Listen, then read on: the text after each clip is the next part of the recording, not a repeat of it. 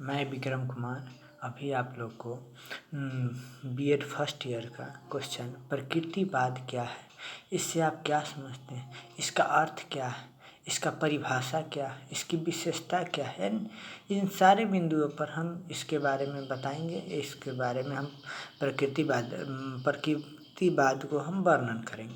सबसे पहले प्रकृतिवाद होता क्या है, प्रकृतिवाद से हम क्या समझते हैं, इसके बारे में समझते हैं। प्रकृतिवाद के क्या कारण है, क्या रूप है, सब कुछ पढ़ेंगे।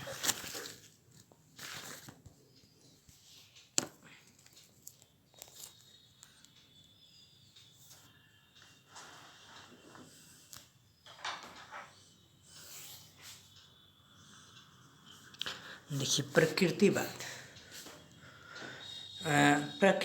तत्वमीमांसा का वह रूप है जो प्रकृति को पूर्ण वास्तविकता को मानता है। प्रकृतिवाद तत्वमीमांसा का वह रूप है जो प्रकृति को पूर्ण वास्तविकता को मानता है, अर्थात यह प्राकृतिक या दूसरे जगत को अपने क्षेत्र के बाहर रखता है। कहने का मतलब यह प्राकृतिक या दूसरे जगत को अपने क्षेत्र के बाहर रखता है। सिर्फ अपने क्षेत्र को अपना क्षेत्र में रखता है, दूसरे क्षेत्र को अपने क्षेत्र से बाहर रखता है। अब कह रहा प्रकृतिवाद का अर्थ क्या होता है। प्रकृतिवाद के अर्थ, definition of naturalism, meaning of naturalism. देखिए प्रकृतिवाद तत्वमीमांसा का वह रूप है, प्रकृतिवाद तत्वमीमांसा का वह रूप है जो प्रकृति को पूर्ण वास्तविकता मानता है। यह अलौकिक और पारलौकिक को नहीं मानता है। जो बातें प्राकृतिक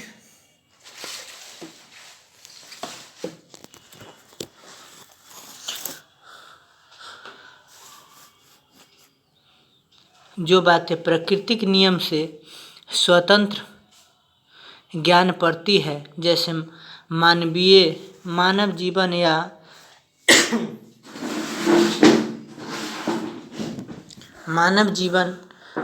जीवन या कल्पना की उपज, वे भी वास्तव में प्रकृति की योजना में आती है।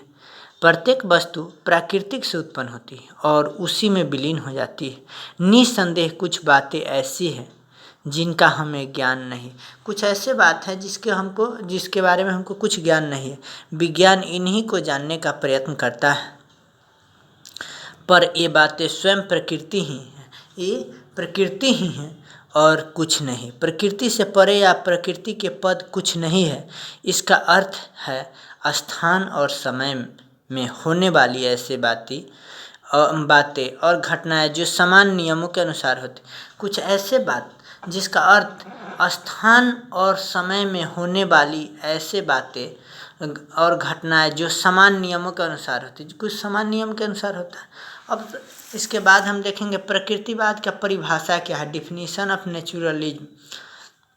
हम प्रकृतिवाद के अर्थ को स्पष्ट करने के लिए कुछ परिभाषा दे रहे हैं। जैसे थॉमस और लैंग के अनुसार प्रकृतिवाद आदर्शवाद के विपरीत मन को पदार्थ के अधीन मानता है और विश्वास करता है कि अंतिम वास्तविकता भौतिक है या आत्मिक नहीं।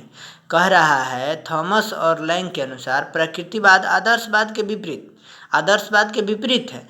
आदर्शवाद के विपरीत मन को पदार्थ के अधीन मानता है।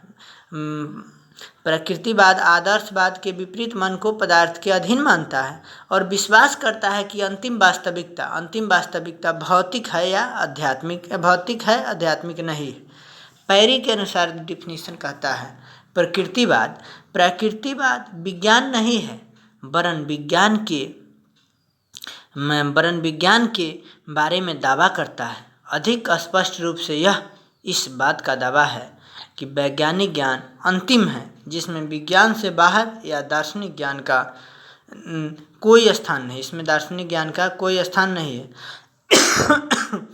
जेम्स वाट के अनुसार प्रकृतिवाद वह सिद्धांत है जो प्रकृति को ईश्वर से पृथक करता है। प्रकृतिवाद वह सिद्धांत है जो प्रकृति को ईश्वर से अलग करता है, पृथक करता है, आत्मा को पदार्थ के अधीन करता है और अपरिवर्तनीय नियमों को सर्वोच्च प्रदान करता है। अब देखिए प्रकृतिवाद के रूप, यानी कि फॉर्म्स ऑफ नेचुरलिज्म क्या होता है, इसको 3 भाग में बांटा गया है। पदार्थवादी प्रकृतिवादी, फिजिकल नेचुरलिज्म। दूसरा है यंत्रवादी प्रकृतिवाद, मैकेनिकल नेचुरलिज्म। तीसरा है जीव विज्ञानवादी प्रकृतिवाद, जिसको कहते हैं बायोलॉजिकल नेचुरलिज्म। पहला है पदार्थवादी प्रकृतिवादी। इस वाद का संबंध बाह्य प्रकृति एक्सटर्नल नेचर से है। यह पदार्थ जगत यानी फिजिकल वर्ल्ड के अनुसार मनुष्य को समझने का प्रयत्न करता है। यह क्या कह रहा है, यह पदार्थ जगत यानी फिजिकल वर्ल्ड के अनुसार मनुष्य को समझने का प्रयत्न करता है। इसने शिक्षा को कोई योगदान नहीं दिया, इसमें शिक्षा का कोई योगदान नहीं दिया है। क्यों? क्योंकि इस कह रहा है इस बात का संबंध बाह्य प्रकृति से है। इस प्रकृति से बाह्य प्रकृति एक्सटर्नल नेचर से है। यह पदार्थ जगत के अनुसार मनुष्य को समझने का प्रयास, यह सिर्फ बताता है कि मनुष्य कैसा है, इसको समझने की कोशिश करता है। इसने शिक्षा को कोई योगदान नहीं दिया, इसने शिक्षा का कोई योगदान नहीं। दूसरा है यंत्रवादी प्रकृतिवाद। यंत्रवादी प्रकृतिवाद क्या है? यह वाद मनुष्य को मानता है और उसके तत्व की उपेक्षा करता है। इस वाद व्यवहारवादी मनोविज्ञान इस बाद व्यवहारवादी मनोविज्ञान की जन्म दिया है, उसने शिक्षा को काफ़ी योगदान दिया है। कहने का मतलब यह बाद मनुष्य को मानता है। किसको मानता है? मनुष्य को मानता है और उसके तत्व की उपेक्षा करता है और उसके तत्व को उपेक्षा करता है। इस बाद व्यवहारवादी मनोविज्ञान कह रहा है, इस बाद व्यवहारवादी मनोविज्ञान यानी साइकोलॉजी ऑफ बिहेवियरिज्म को जन्म दिया है। उसने शिक्षा को काफ़ी योगदान दिया है। यह जो है यंत्रवादी प्रकृतिवादी, यह शिक्षा को बहुत हद तक योगदान दिया है। तीसरा है जीव विज्ञानवादी प्रकृतिवाद, बायोलॉजिकल नेचुरलिज्म। यह वाद पशु और मनुष्य के निरंतरता में विकास करता है। यह क्या करता है? पशु और मनुष्य के निरंतरता में विकास करता है। इस वाद के 2 महत्वपूर्ण सिद्धांत हैं, जीवन के लिए संघर्ष और सबसे उपयुक्त अस्तित्व के अनुसार। पहला है जीवन के लिए संघर्ष, स्ट्रगल फॉर एग्जिस्टेंस, और दूसरा है सबसे उपयुक्त अस्तित्व, सर्वाइवल ऑफ द फिटेस्ट। देखिए, पहले सिद्धांत के अनुसार उसी प्राणी को जीवित रहने के लिए संबंध करना पड़ता है। अब इसके आगे पढ़ना, प्रकृतिवाद का क्या विशेषता है। इसके कुछ विशेषता है। जो पहला विशेषता हम देख रहे हैं, प्रकृतिवाद के कुछ विशेषता है। इसमें पहला विशेषता देखते हैं, प्रकृति का अध्ययन, प्रकृति का अनुसरण के आधार पर इसका क्या विशेषता। देखिए, शिक्षा में प्रकृतिवाद का सबसे महत्वपूर्ण सूत्र कामेनियस ने प्रदान किया था। यह है कि प्रकृति का अनुसरण करो। कामेनियस ने क्या बताए थे? प्रकृति का अनुसरण करो। प्रकृतिवादियों का विश्वास है कि बालक का स्वाभाविक विकास केवल प्रकृति वातावरण में ही हो सकता है। उसका विकास विद्यालय के कृत्रिम वातावरण में होना संभव नहीं।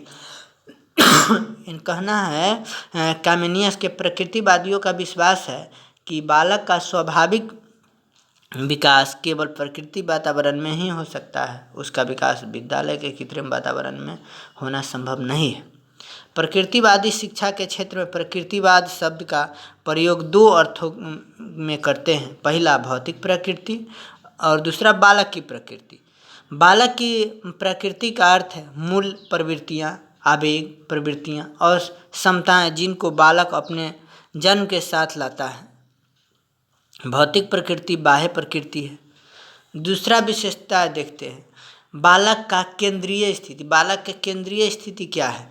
प्रकृतिवादियों का विश्वास है कि शिक्षा की प्रक्रिया में बालक का स्थान केंद्रीय है। बालक का स्थान कैसा है? केंद्रीय है। दूसरे शब्दों में उनका विचार है कि बालक शिक्षा के लिए नहीं वरन शिक्षा बालक के लिए है।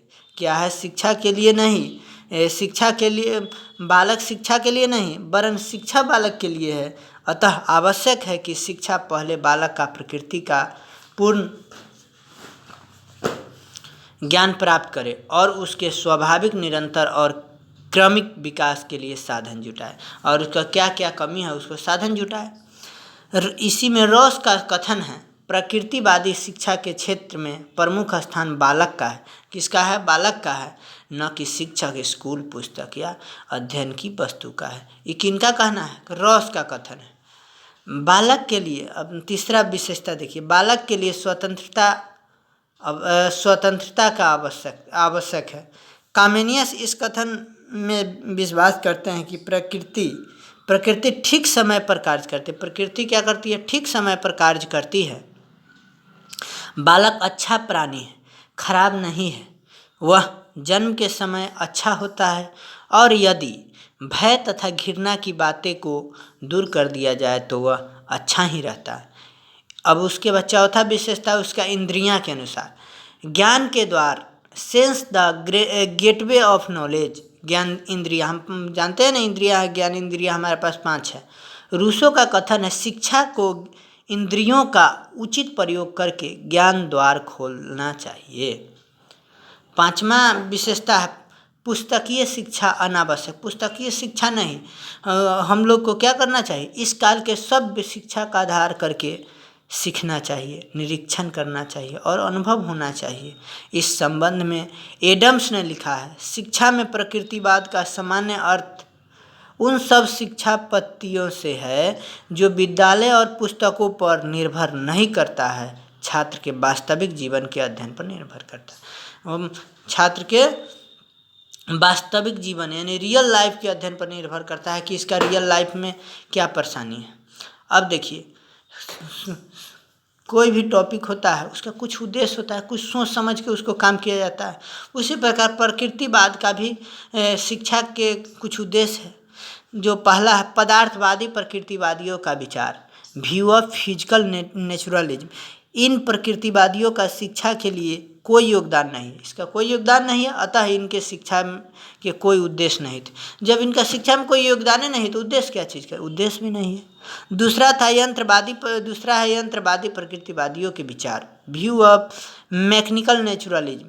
इन प्रकृतिवादियों के अनुसार शिक्षा का उद्देश्य है संबंध सहज क्रियाओं को उत्पन्न करना जो आधुनिक जीवन के लिए उपयुक्त किया और विचार की आदतें हैं। तीसरा है जीवन विज्ञानवादी प्रकृतिवादियों का विचार क्या है? कह रहा है नव डार्विनवादी शिक्षा के उद्देश्य को इस विचार पर आधारित करते हैं, मनुष्य का विकास जीवन के निरंतर स्तर से हुआ है। उनका कहना है कि प्राणी को अपने जीवन में निरंतरता बनाए रखने के लिए निरंतर संघर्ष करना पड़ता है। अब अगला टॉपिक है प्रकृतिवाद के गुण व दोष। कोई भी टॉपिक, चाहे कोई भी आदमी हो, कोई भी काम है, उसका कुछ गुण होता है तो कुछ दोष भी होता है, कुछ अच्छाई होता है तो कुछ बुराई भी होता है। तो इसका गुण क्या है? देखिए, व्यवहारवाद का जन्म प्रकृतिवाद से माना जाता है। दूसरा है आधुनिक शिक्षा मनोविज्ञान और समाजशास्त्र प्रकृतिवादी है। तीसरा है प्रकृतिवाद ने शिक्षा को वैज्ञानिक और जैविकीय दोष दिए हैं। तीसरा विशेषता है समाज व समाजशास्त्र के वैज्ञानिक अध्ययन। समाज और समाजशास्त्र के वैज्ञानिक अध्ययन का जन्म प्रकृतिवाद से हुआ है। किससे हुआ है? प्रकृतिवाद से। और 5वां है प्रकृतिवाद ने शिक्षा और ज्ञान की सभी शाखाओं पर बहुत गहरा प्रभाव डाला है। इसी प्रकार और सारा भी गुण होगा, लेकिन टॉपिक को देखते हुए अब इसके दोष को बता रहे हैं। प्रकृतिवादी शिक्षा का उद्देश्य संतोषजनक नहीं है। प्रकृतिवादी तत्कालीन उपयोगिता पर बल देता है। तीसरा है प्रकृतिवाद शिक्षक को गौण स्थान देकर उपेक्षा करता है। प्रकृतिवाद शिक्षक को गौण स्थान देता है, मेन किसको देता है? बालक को देता है। प्रकृति परिणामों द्वारा अनुशासन का सिद्धांत सभी स्तरों के छात्रों के लिए उचित नहीं है। 5वां है प्रकृतिवाद आध्यात्मिक गुणों का अवहेलना करता है। प्रकृतिवाद आध्यात्मिक गुणों का अवहेलना करता है जिसके बिना मनुष्य पशु के समान होता है। इससे हमको निष्कर्ष क्या निकलता है? देखिए, निष्कर्ष उपयुक्त गुण दोषों के आधार पर प्रकृतिवाद में अनेक कमियां हैं ही, परंतु शिक्षा के क्षेत्र अनेक क्रांतिकारी परिवर्तन किए गए हैं। पाल मुंड्रो ने ठीक ही कहा है कि प्रकृतिवाद ने शिक्षा को मनोवैज्ञानिक, समाजशास्त्रीय और वैज्ञानिक धारणा को स्पष्ट निर्माण में प्रत्यक्ष प्रेरणा दी है। ठीक, अभी क्वेश्चन का आंसर हो गया खत्म। अब इतना है।